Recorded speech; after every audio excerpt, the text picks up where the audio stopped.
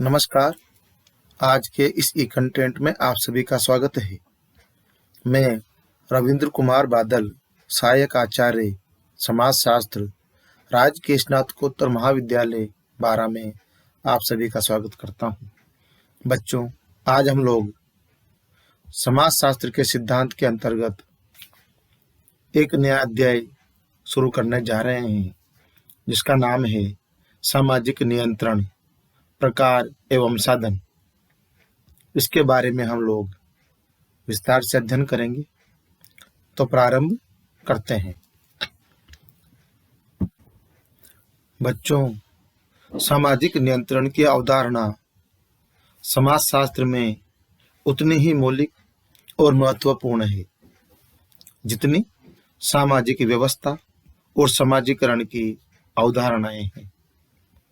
सामाजिक व्यवस्था के बने रहने के लिए यह आवश्यक है कि समाज के प्रत्येक सदस्य अपेक्षित व्यवहार करे जो उन्हें समाजीकरण के द्वारा सिखाए गए हैं। और जब व्यक्ति अपेक्षित व्यवहार की तुलना में वास्तविक व्यवहार बहुत अलग हटकर करता है तो सामाजिक व्यवस्था का संतुलन बिगड़ने लगता है। समाज में अव्यवस्था होती है तथा समाज असंतुलित होने लगता है। समाज में व्यवस्था बनी रहे, समाज संतुलित रहे, सभी व्यक्ति और समाज के सदस्य उनसे जो व्यवहार अपेक्षित हैं उसके अनुरूप व्यवहार करें। अपेक्षित व्यवहार और वास्तविक व्यवहार में कम से कम अंतर हो। इन सब के नियंत्रण, संचालन, निर्देशन आदि के लिए एवं समाज की निरंतरता और संतुलन के लिए आवश्यक है कि इसके लिए समाज में कोई सामाजिक नियंत्रण की व्यवस्था हो और कुछ अभिकरण हो जो व्यक्तियों पर नियंत्रण रखे। बच्चों, सामाजिक नियंत्रण का अध्ययन उतना ही महत्वपूर्ण और आवश्यक है जितना कि समाज का अध्ययन। इसके बाद अब हम सामाजिक नियंत्रण का अर्थ एवं परिभाषाओं के बारे में अध्ययन करेंगे। बच्चों, सामाजिक नियंत्रण की परिभाषाएं अनेक समाजशास्त्रियों और विद्वानों ने दी है। अधिकतर समाजशास्त्रियों ने सामाजिक नियंत्रण को प्रक्रिया बताया है और किसी ने इसे तरीका बताया है, लेकिन अलग अलग विद्वानों ने इसे साधनों की व्यवस्था, दबाव का प्रतिमान या मूल्यों और आदर्शों का संकलन बताया है। लेकिन सबका यही कहना है कि सामाजिक नियंत्रण का उद्देश्य समाज को बनाए रखना है।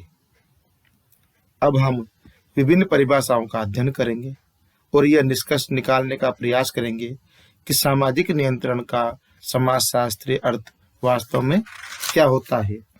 कुछ परिभाषाएं हैं जिनके द्वारा हम आपको सामाजिक नियंत्रण के बारे में बताएंगे। सबसे पहले समाजशास्त्री है रोस के अनुसार सामाजिक नियंत्रण का तात्पर्य उन सभी शक्तियों से है जिनके द्वारा समुदाय व्यक्ति को अपने अनुरूप बनाता है। दूसरे समाजशास्त्री है टालकाट पार्सन्स के अनुसार आपने सामाजिक नियंत्रण की परिभाषा अपनी पुस्तक सोशल सिस्टम में देते हुए लिखा है कि सामाजिक नियंत्रण वह सामान्य प्रक्रिया है जिसके द्वारा अपेक्षित व्यवहार और किए गए व्यवहार के बीच अंतर को कम से कम किया जाता है। अगले समाजशास्त्री हैं मैकाइवर और पेज। इन दोनों समाजशास्त्रियों ने सोसाइटी नामक कृति में सामाजिक नियंत्रण की परिभाषा इस प्रकार से दी है। सामाजिक नियंत्रण का अर्थ उस तरीके से है जिससे संपूर्ण सामाजिक व्यवस्था की एकता और उसका स्थायित्व बना रहता है। इसके द्वारा यह समस्त व्यवस्था एक परिवर्तनशील संतुलन के रूप में क्रियाशील रहती है। अगले समाजशास्त्री है गुरविच। आपने सामाजिक नियंत्रण की परिभाषा अपने लेख सोशल कंट्रोल में दी है। यह लेख गुरविच और मूर द्वारा संपादित पुस्तक 20th सेंचुरी सोशियोलॉजी में प्रकाशित हुआ है। परिभाषा इस प्रकार से है: सामाजिक नियंत्रण का संबंध उन सभी प्रक्रियाओं और प्रयत्नों से है जिनके द्वारा समूह अपने आंतरिक तनावों और संघर्षों पर नियंत्रण रखता हो और इस प्रकार रचनात्मक कार्यों की ओर बढ़ता है। अगले समाजशास्त्री है गिलिन और गिलिन के अनुसार सामाजिक नियंत्रण सुझाव, अनुनय, प्रतिरोध, उत्पीड़न तथा बल प्रयोग जैसे साधनों की वह व्यवस्था है जिसके द्वारा समाज किसी समूह के व्यवहार को मान्यता प्राप्त प्रतिमानों के अनुरूप बनाता है अथवा जिसके द्वारा समूह सभी सदस्यों को अपने अनुरूप बना लेता है। अगले समाजशास्त्री हैं ओकबर्न तथा नीमकोफ के अनुसार आप दोनों ने सामाजिक नियंत्रण की परिभाषा अ हैंडबुक ऑफ सोशियोलॉजी में इस प्रकार से दी है: किसी भी समाज द्वारा व्यवस्थित और स्थापित नियमों को बनाए रखने के लिए डाले गए दबाव के प्रतिमान को उस समाज की नियंत्रण व्यवस्था कहा जाता है। अगले समाजशास्त्री है बोटोमोर। सामाजिक नियंत्रण का अभिप्राय मूल्यों और आदर्शों के उस संकलन से है जिसके द्वारा व्यक्तियों और समूहों के बीच के तनावों और संघर्षों को दूर अथवा कम किया जाता है जिससे कि किसी अधिक समावेशी समूह की दृढ़ता बनाए रखी जा सके। इस प्रकार बच्चों उपर्युक्त विद्वानों ने सामाजिक नियंत्रण की संरचनात्मक और प्रकार्यात्मक दोनों विशेषताओं का उल्लेख किया है। सारांश रूप में यह कहा जा सकता है कि सामाजिक नियंत्रण एक सामाजिक प्रक्रिया है जो सामाजिक व्यवस्था को बनाए रखती है।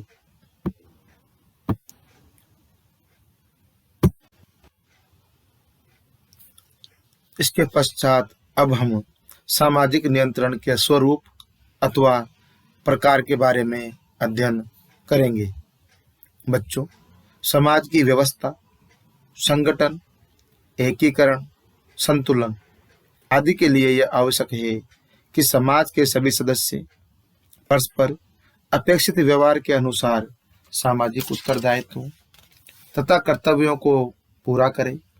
मानव का स्वभाव ही ऐसा है कि जब तक उस पर किसी न किसी प्रकार का नियंत्रण नहीं रखा जाता है तो वह सामाजिक प्रतिमानों के विरोध में क्रिया करने लग जाता है।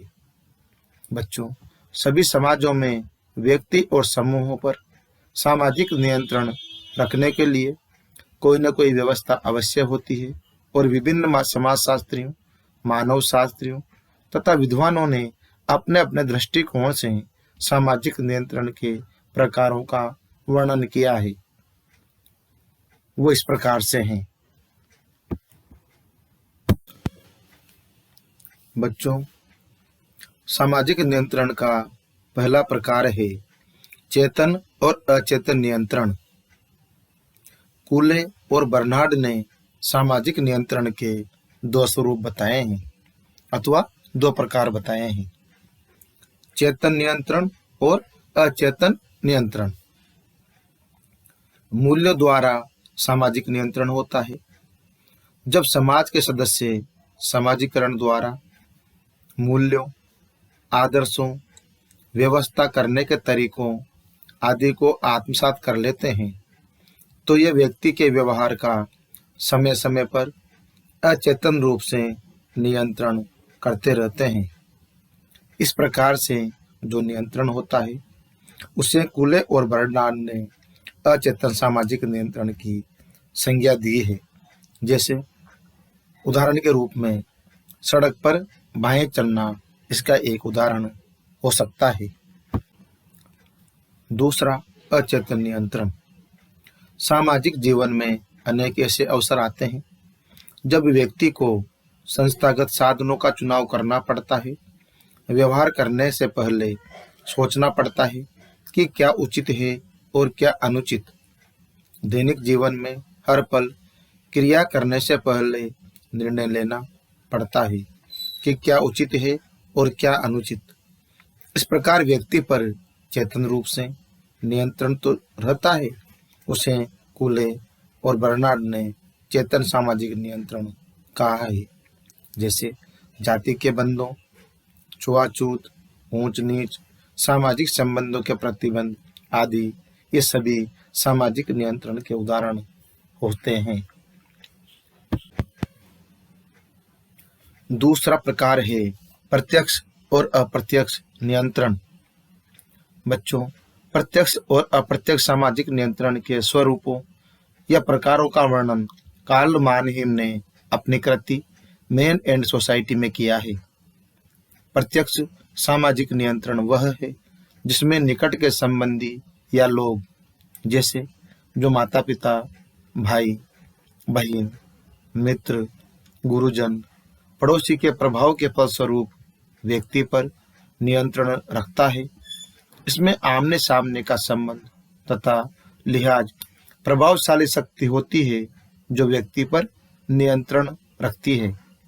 इस प्रत्यक्ष प्रकार के सामाजिक नियंत्रण में सम्मान, आलोचना, प्रशंसा या बहिष्कार आदि द्वारा क्रिया का मूल्यांकन किया जाता है, जिसके प्रभाव से व्यक्ति नियंत्रण में रहता है। और यह नियंत्रण का प्रकार समाजीकरण की प्रक्रिया के समय बहुत प्रभावशाली रूप से कार्य करता है। दूसरा, मानहीम के अनुसार अन्य विभिन्न समूहों, संगठनों, संस्थाओं, भौतिक और सामाजिक इकाइयों द्वारा कार्यान्वित किया गया सामाजिक नियंत्रण अप्रत्यक्ष सामाजिक नियंत्रण कहलाता है। द्वितीयक समूह द्वारा निर्देशित और संचालित सामाजिक नियंत्रण इसके अंतर्गत आते हैं। तीसरा प्रकार है सकारात्मक और नकारात्मक नियंत्रण। बच्चों, किम्बाल यंग ने ए हैंडबुक ऑफ सोशल साइकोलॉजी में सामाजिक नियंत्रण के दो स्वरूप, सकारात्मक और नकारात्मक, बताए हैं। जब पुरस्कार देकर व्यक्ति को समाज सम्मत व्यवहार करने के लिए प्रेरणा दी जाती है और पुरस्कार पाने के उद्देश्य से व्यक्ति अपना व्यवहार ठीक कर लेता है, तो ऐसे सामाजिक नियंत्रण को किम्बाल यंग सकारात्मक सामाजिक नियंत्रण के अंतर्गत रखते हैं। पुरस्कार, धन्यवाद, प्रशंसा या वस्तु किसी भी रूप में हो सकती है। परिवार, समूह, समाज, राष्ट्र आदि स्तरों पर अनेक पुरस्कार देने की व्यवस्था है। उससे यह प्रभाव पड़ता है कि अनेक लोग पुरस्कार पाने के लिए अच्छे कार्य करते हैं।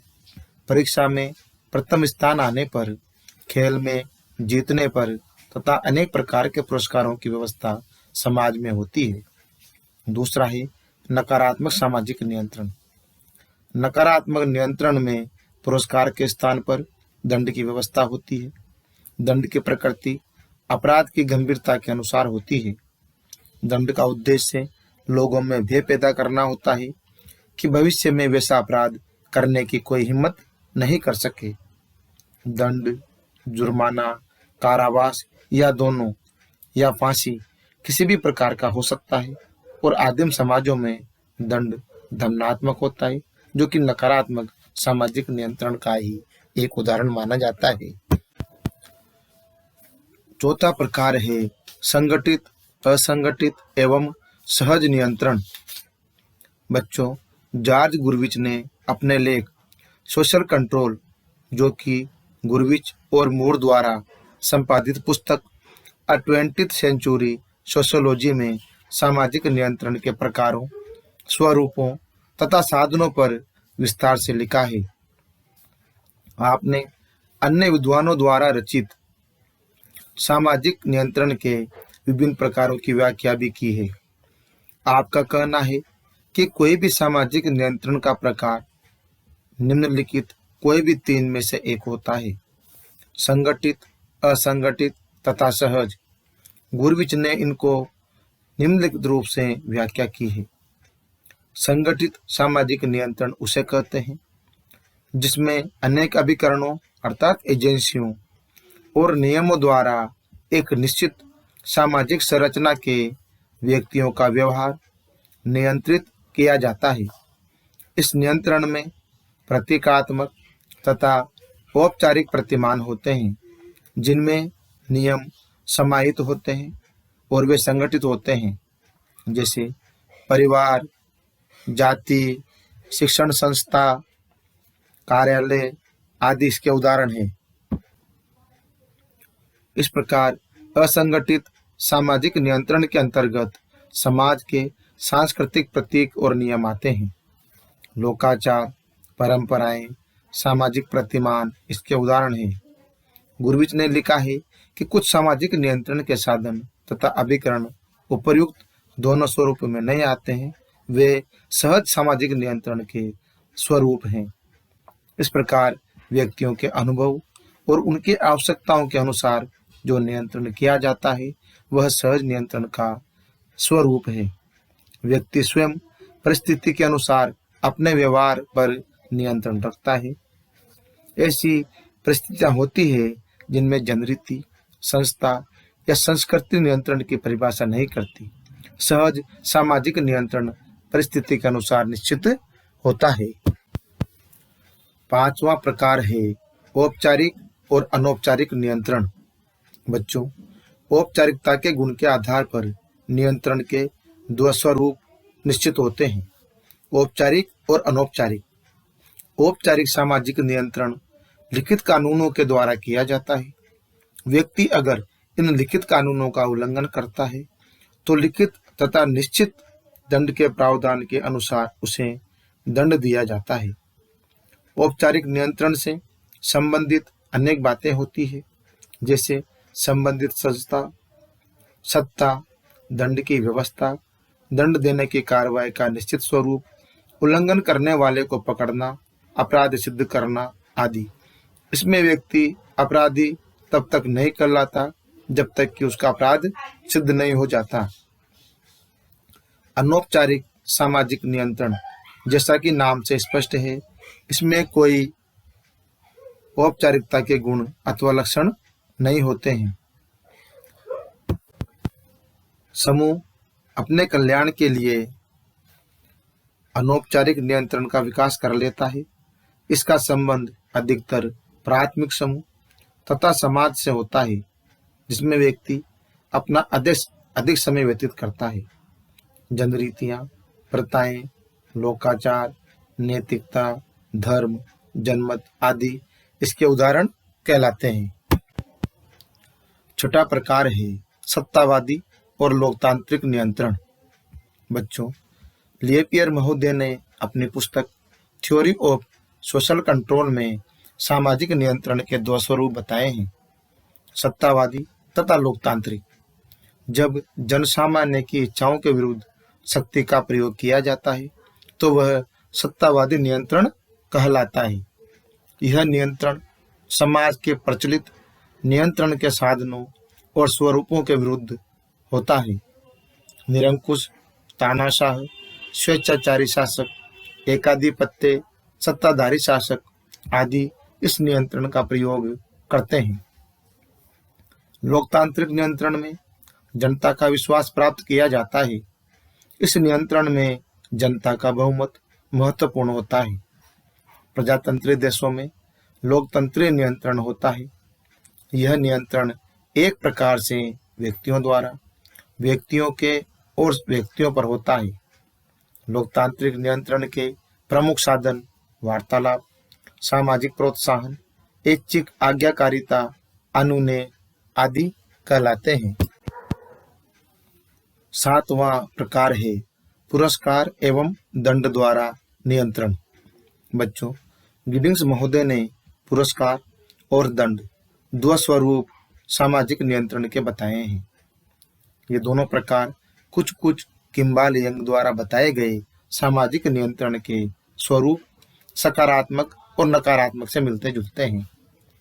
समाज में व्यवस्था बनाए रखने के लिए यह आवश्यक है कि सदस्य नियमों का पालन करें, उच्च श्रेणी का अपेक्षित व्यवहार करें। इसके लिए धन्यवाद, प्रशंसा, पदक, पारितोषिक, प्रमाण पत्र आदि देकर अच्छे व्यवहार के लिए प्रोत्साहित किया जाता है। इससे एक और तो सदस्य पुरस्कार प्राप्त करने के लिए परस्पर प्रतिस्पर्धा करते हैं तथा दूसरी ओर विपथगामी व्यवहार नहीं करते हैं। इस प्रकार के सामाजिक नियंत्रण को गिडिंग्स पुरस्कार द्वारा नियंत्रण का स्वरूप की संज्ञा देते हैं और इसके विपरीत दूसरा नियंत्रण का स्वरूप दंड द्वारा सामाजिक नियंत्रण का है, जिसमें नियम, कानून, प्रथा, जनरीति, लोकाचार आदि का उल्लंघन करने पर आलोचना, जुर्माना, जेल या दोनों, फांसी आदि दंड दिए जाते हैं और दंड के भय से व्यक्ति नियंत्रित भी रहता है। इस प्रकार बच्चों, आज हमने सामाजिक नियंत्रण के अंतर्गत सामाजिक नियंत्रण के अर्थ, परिभाषा और प्रकारों के बारे में विस्तार से अध्ययन किया।